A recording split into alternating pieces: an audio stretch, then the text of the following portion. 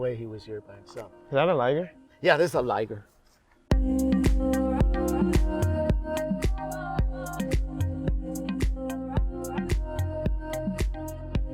What's up, guys? Today we're in McCarthys Wildlife Sanctuary in West Palm Beach. And we're gonna get to know the man behind this incredible facility. Hi, I'm Mark McCarthy, and I am the director of the McCarthy Wildlife Sanctuary here in West Palm Beach, Florida. And we've been at this location for 32 years now. And originally, I got into the animal business long time ago. When I was 16 years old, I got invited by the curator of reptiles of Detroit Zoo, Jim Langhammer, and Jeff Schrock, the president of the Herp Society over there. And we went out west on a trip out to Arizona to restock the zoo's collection. And it was the best field collecting trip I have ever been on to this day. So I had some snakes at home already. I was already kind of into reptiles. I saw Bill Haas when I was about 10 and just thought he was the most amazing person, and he ran the Miami Serpentarium. So that's pretty much what got me into the snakes. And then when I came back from Arizona, I had bags of rattlesnakes. And my mother was like, no way, you're not bringing them in the house. It's not happening. Take those right back to Mr. Langhammer. And I was a little bit upset about it. I had a few snakes, but nothing venomous. As I was contemplating what I was going to do, that night I decided that I was going to pack up all my snakes. So I bagged up all my snakes. And usually when you transport snakes, you transport them in cloth bags, almost like pillowcases. And I put all the snakes into my backpack, which was like the old-fashioned backpacks, you know, kind of like a Boy Scout backpack. I grabbed $30 out of my top drawer. I walked out to I-75 and I hitchhiked from Michigan all the way down to Miami. And my goal was to get to the Miami Serpentarium. It took me 3 days. By the time I got there, I was pretty tired. I only had about $5 left to my name. And I walked into the Serpentarium. I was probably a sight to behold because I was 16 years old. I had pretty long hair back then. I had a suede fringe jacket, you know, the hat, leather hat with the rattles on it and everything else. And then I walked in the Serp. I got to meet Bill Haas, which I was just totally excited about. And he brought me back into his office, gave me an application to fill out. So I filled out the job application. I never had a job before, so there wasn't that much there. And then Mr. Haas kind of looked it over quickly and just says, well, we're not hiring right at the moment. Maybe come back in a few weeks. And I was just like, uh-oh. I didn't think about that.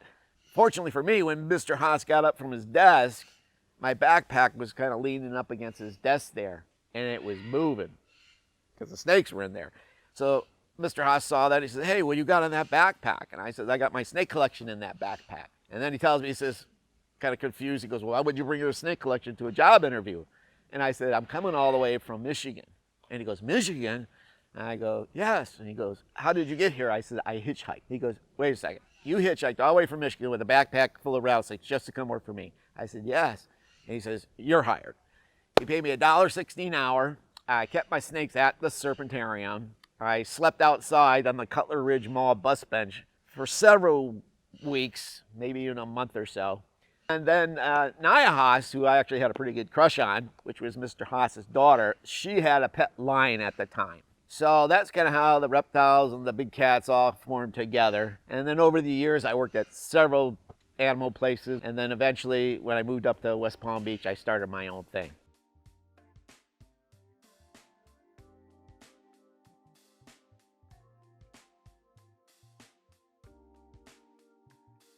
Here.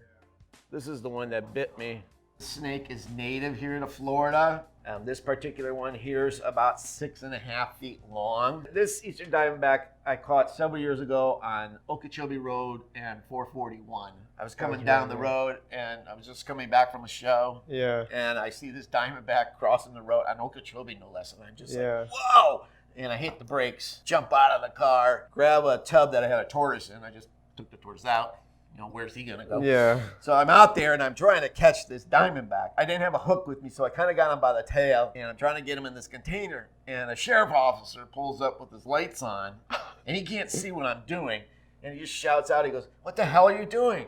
And I says, I'm just trying to bag this rattlesnake. And the guy's eyes just went boing, you know? And he rolled up his window and just ran the light and left. Oh my God. So I did finally get him home. I got bit by him about 6 years ago. And he was coiled up right here in this exact corner over here. And I opened up the door and I threw the rat in.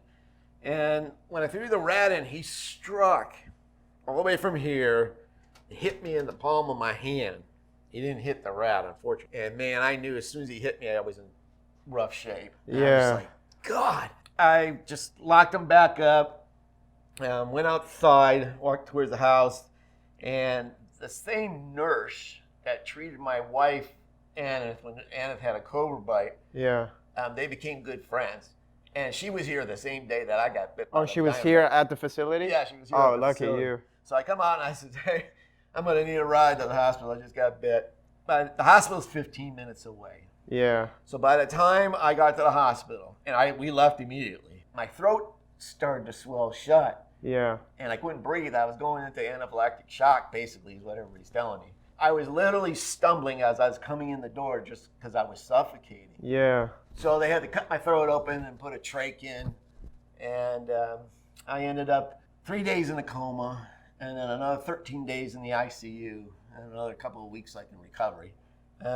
So it was a lesson to learn. These cages have plastic bottoms, you know, same thing as this material. And when he struck, the shavings and everything just slid forward. He struck with such force, and then boom, when he hit me, he was probably over here. Wow. Because it was just kind of a weird thing. I was like, oh my God. So that was kind of a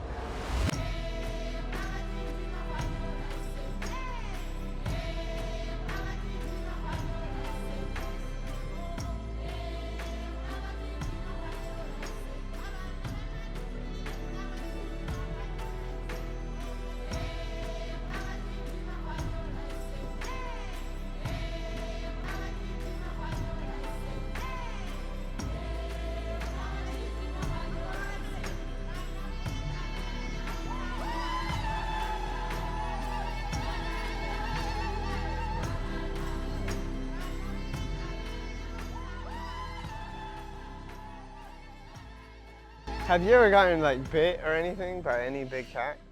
Yeah. When I do shoots, I bring all the materials. I bring an extra safety leash. I bring the bolt cutters. I bring extra chains and latches and all kinds of stuff. And so we get to the shoot, and there's this big palm tree, and they want it to sit at the base of this palm tree while this rapper guy, Rick Ross, sings his song. So I'm bringing her out. She's being really good. I got her chained to the tree. She's being great.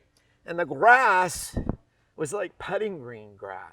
And so she started rolling in it, you know, was getting off on the grass, but when she rolled, she did a total 360. So the chain that was around her neck then wrapped around her midsection, and when she stood up, boom, she started to choke and just went into full panic mode.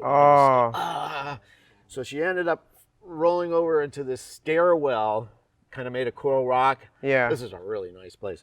And so she was in the stairwell, and I grabbed my bolt cutters, and I go over there, and I'm going to cut the chain off. I put the other's chain on, and she's biting everything. She's biting the rock. She's biting the chain. And then right when I cut the chain, she bit me in this leg right here. And it hurt, but it was just a real quick bite and a let go, not like an attack. Yeah. More of just, Rick Ross like, oh shit. So nobody saw it when I did it.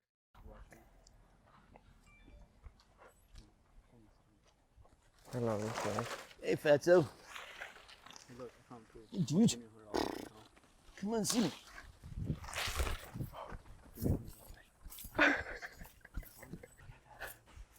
Oh, he's trying to play. Wow. That's all my exercise for the day. I'll go float in the pool for an hour or two. There we go. Wow. So thanks for coming by and seeing us. If you ever get down to West Palm Beach, come check us out. McCarthys Wildlife Sanctuary. Literally one of the cleanest, most beautiful facilities I've ever been to. Definitely come check them out if you're in West Palm Beach. You're gonna see animals like this, venomous snakes, all kinds of different wildlife. Come check them out, and we're out of here now. Yeah.